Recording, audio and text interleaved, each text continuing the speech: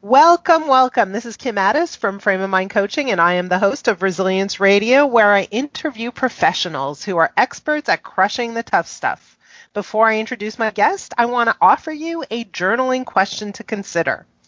A lot of times we are confronted with experiences that we really don't like.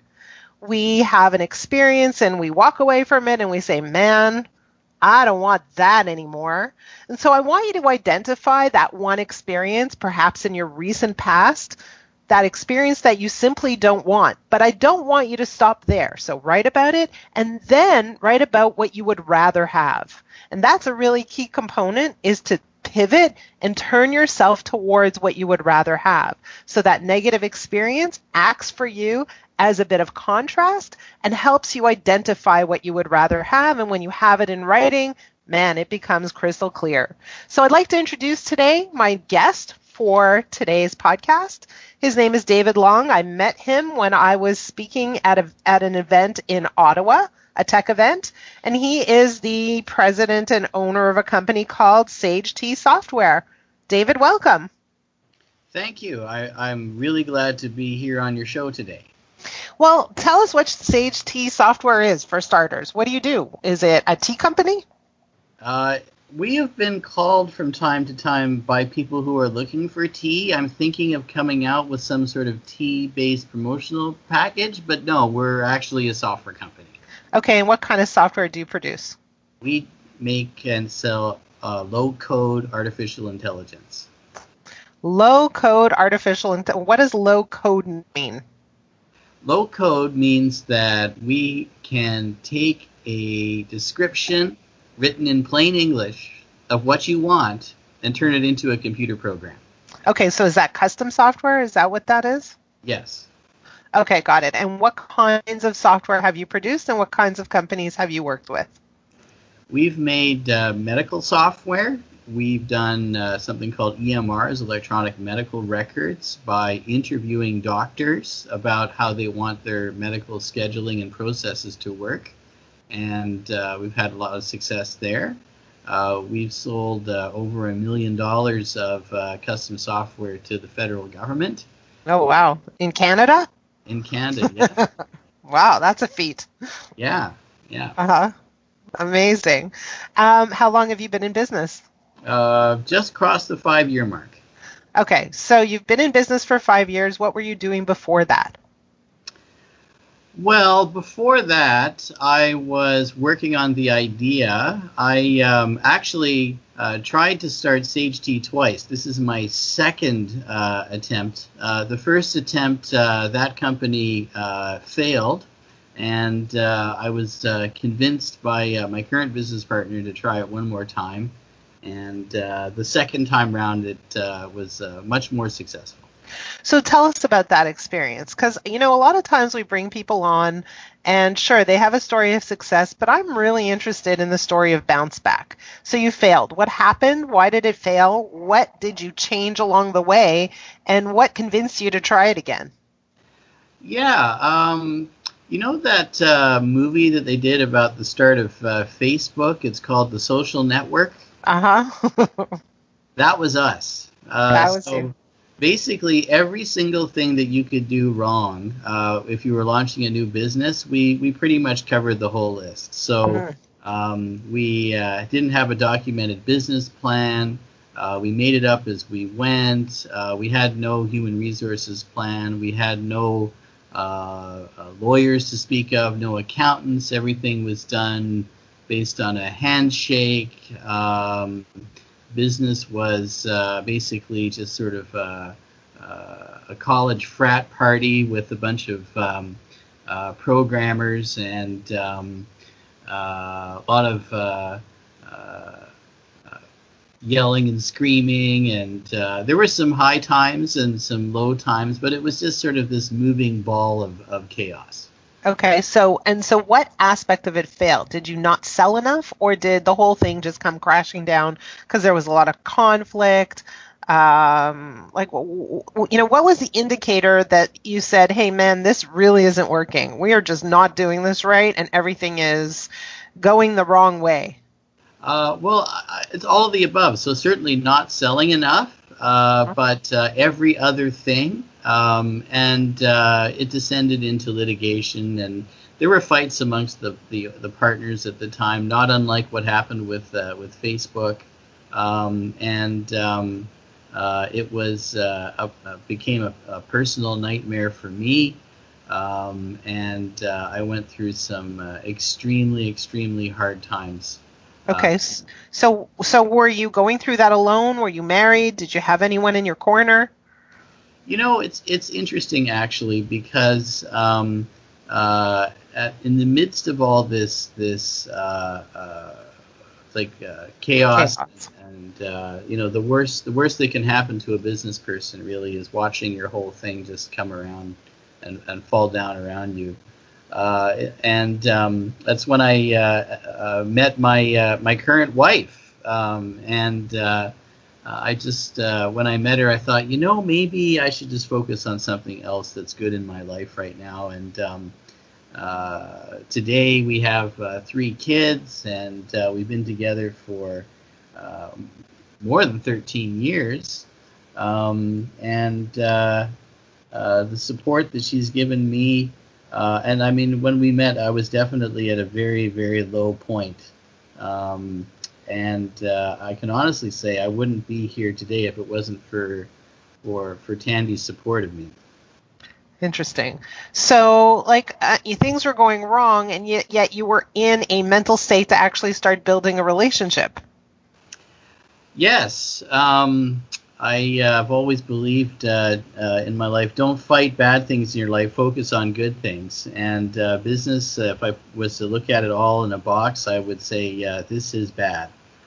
So say that again, because I think that's a really, really important statement, and I think we need to understand it more intricately. So don't fight bad things. What does that mean? Bad things are we know what they are. It could be a bully in school, or a bully in business. It could be a very negative relationship that is with a person who's mentally troubled for some reason.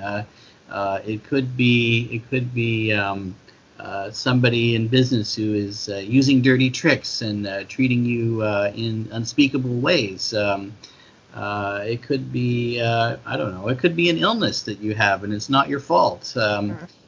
These things can drag you down.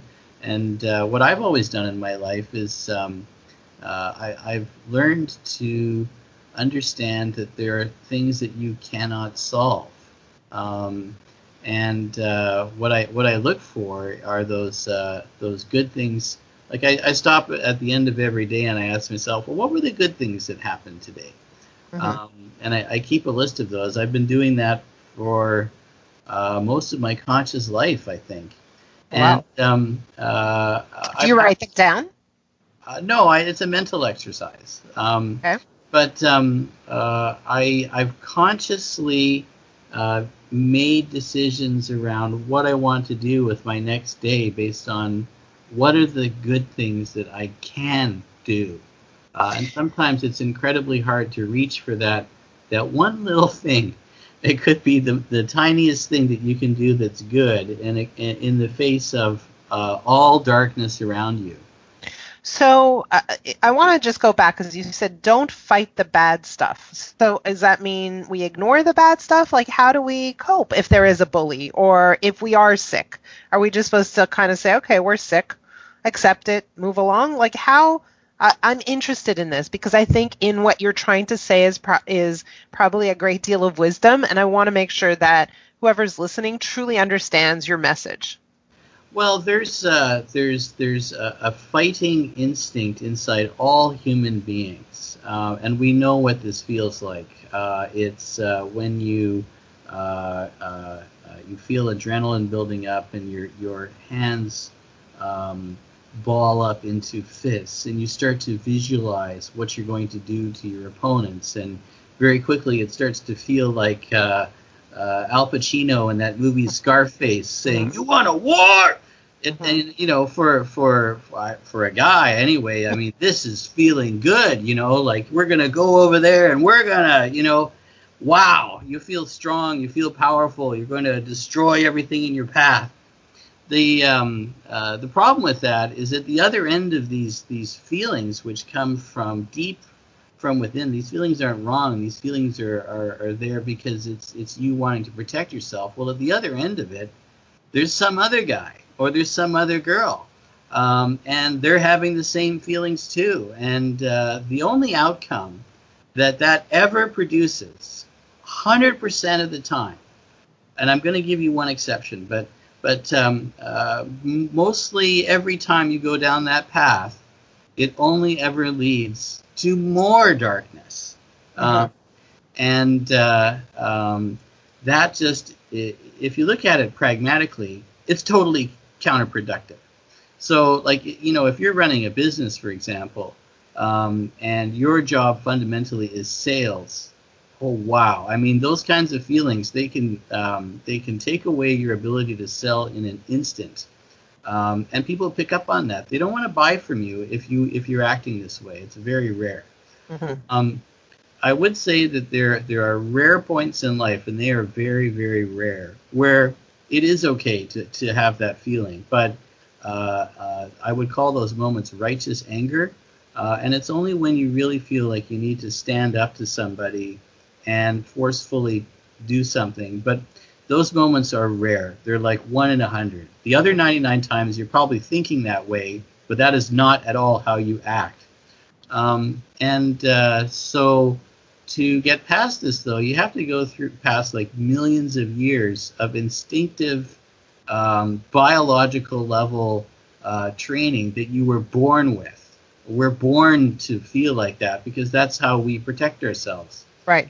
So you have to look past that and consciously recognize that your feelings are actually going to not work, and they're going to lead you towards things that are even worse. So how did you figure that out? I've always been a very rational person. I look at how I feel about things, but then I kind of attach numbers to them, sort of, and I say, if I was to quantitatively look at how I feel, what would be my mathematical best outcome?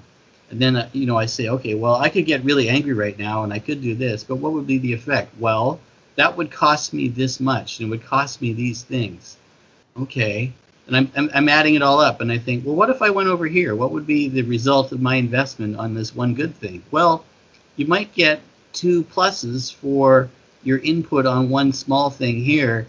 That's probably the best return on investment for your effort tomorrow. So what are you going to do? Are you going to go and give this person a flower and hang out with them?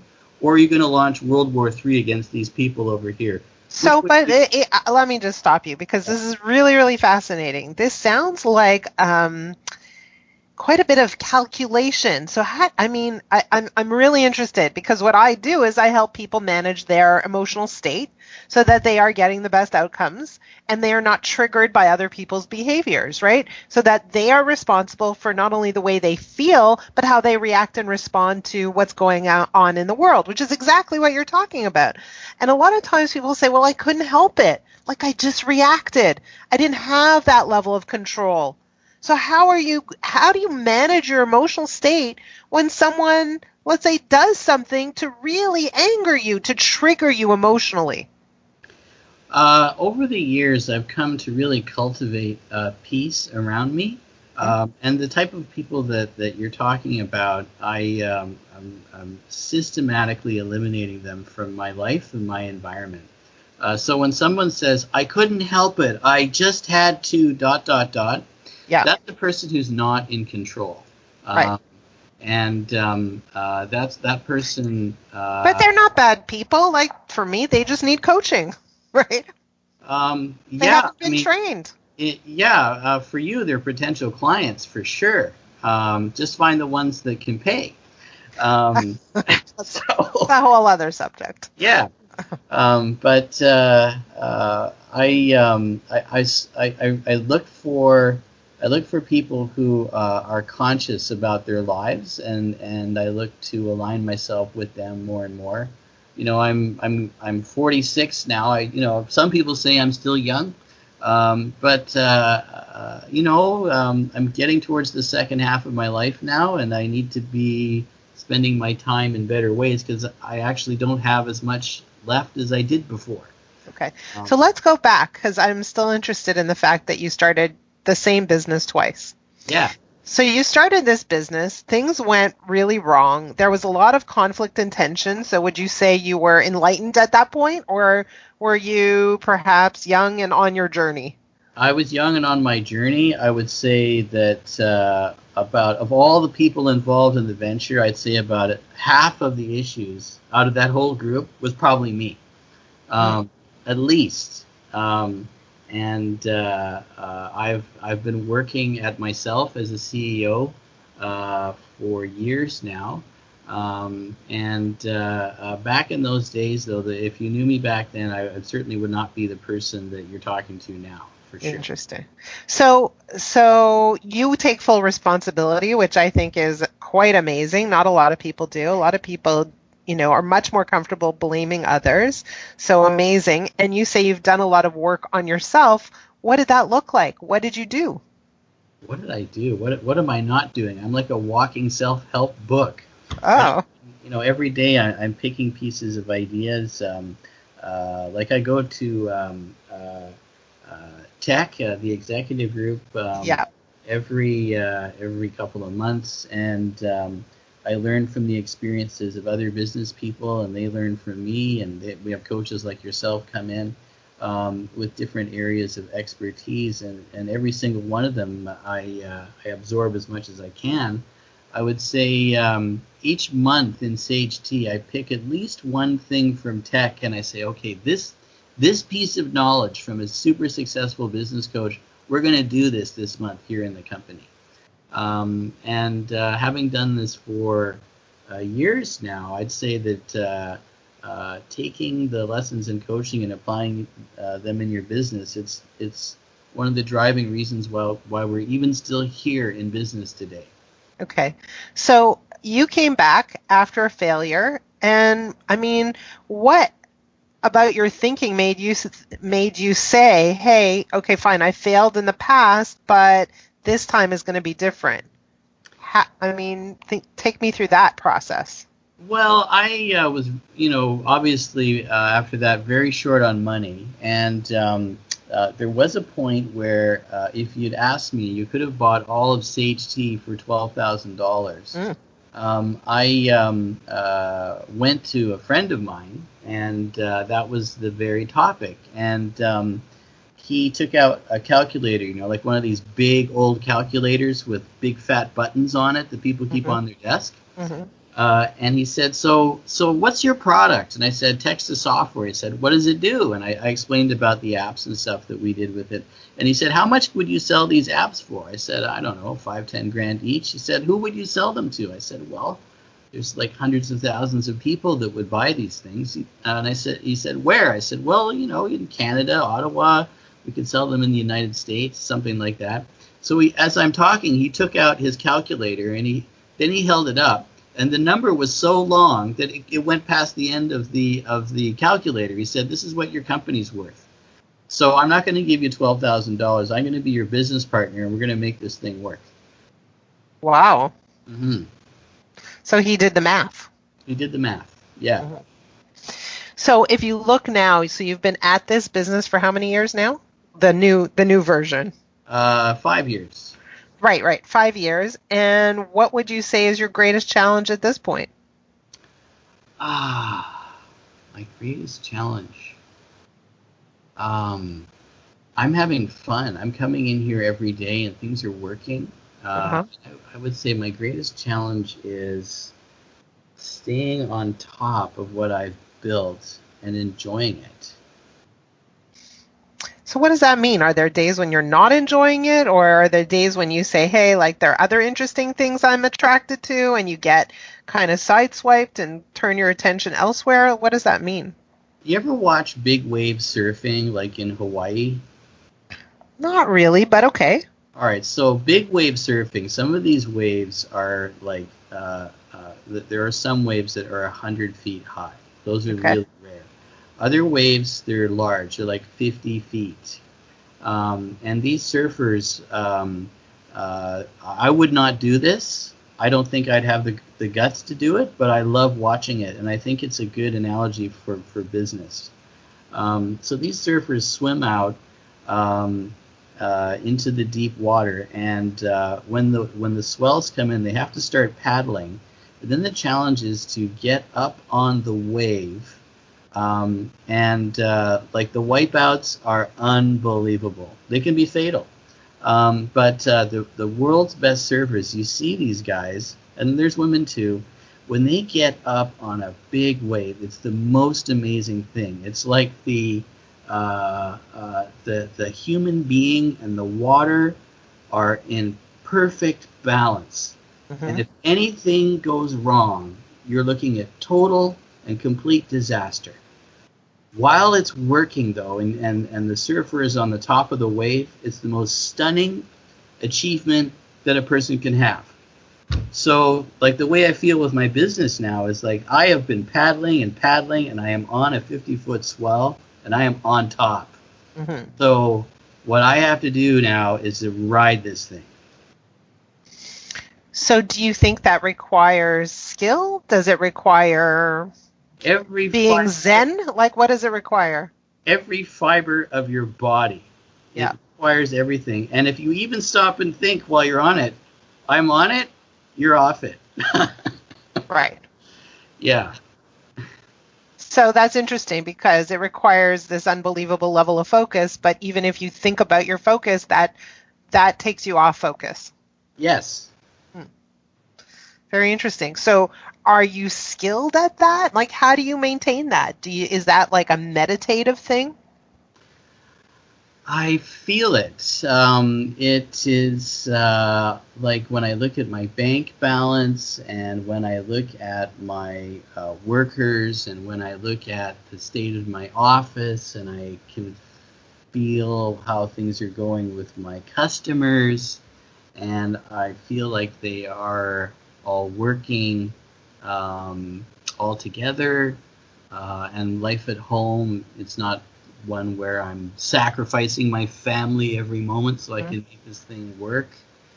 Everything in perfect balance.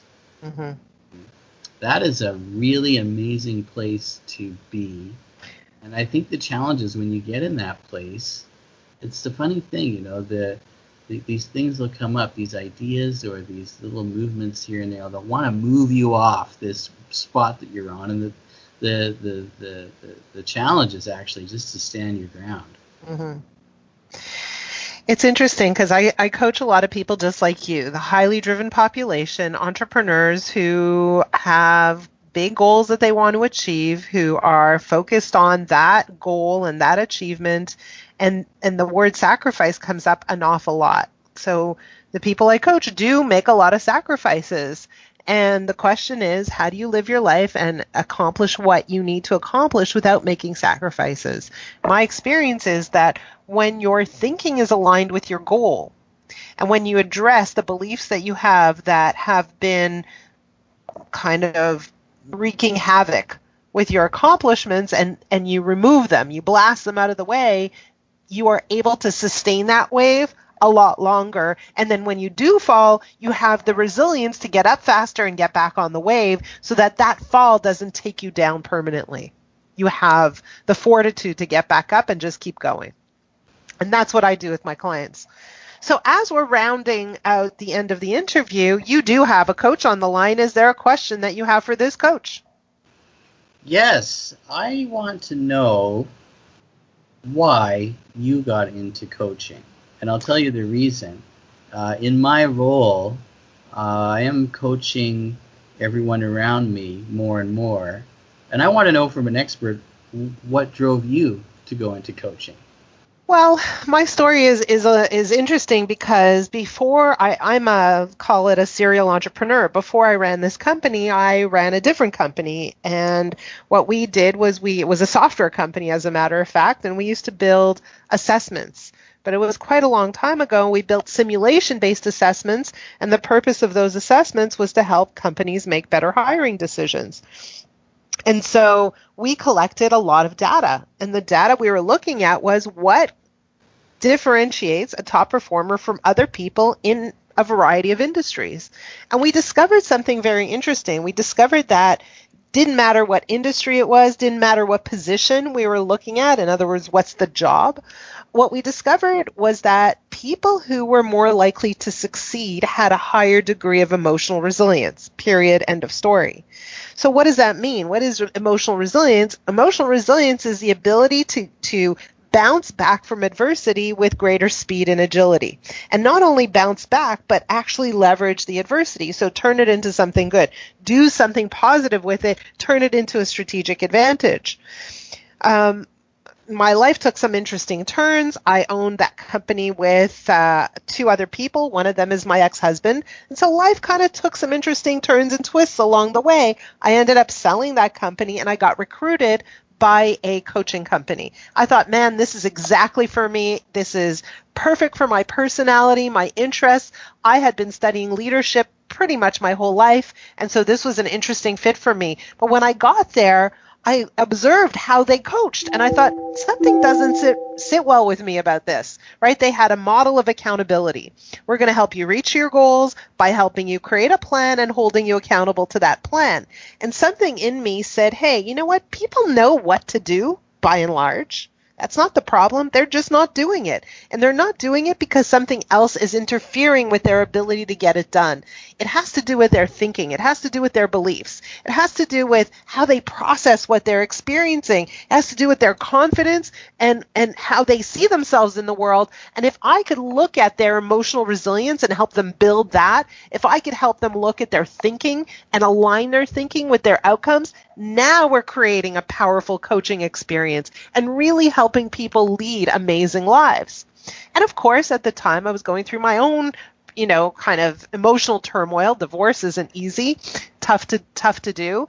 And I had two kids and trying to figure out what I wanted to do with my life. So I did a lot of my own personal work, right? Just like you are talking about the way you did your personal work. Well, I'm one of those junkies. I do my own personal work. And so I combined what I learned with what my experience was, my education, my background.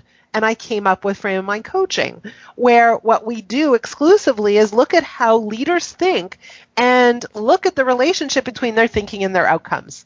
And we created a methodology for coaching that is extremely powerful and profound in terms of creating results very, very quickly.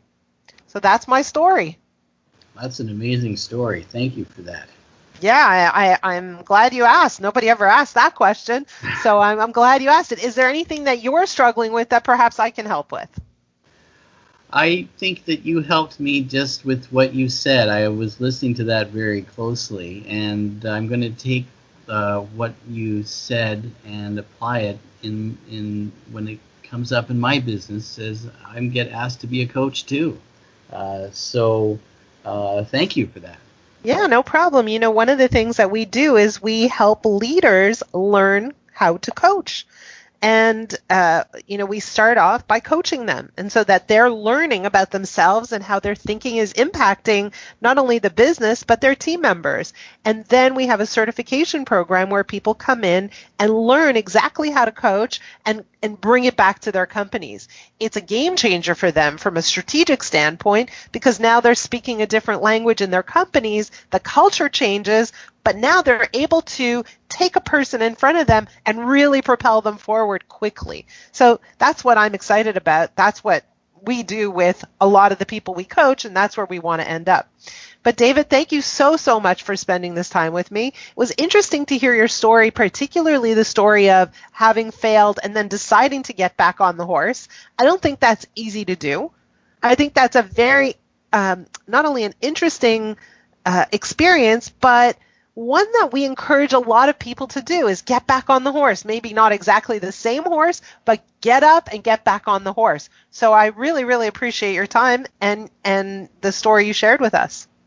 Thank you. I learned a lot. I'd say with me, you achieved your goal as a coach today. I feel like I've taken another step forward, and I feel validated just being on the show today. So people listening to this, I hope if they even just get a bit of it and apply it, it's got to turn out well. I'm sure of that. So yeah, but I think your message is, hey, don't give up.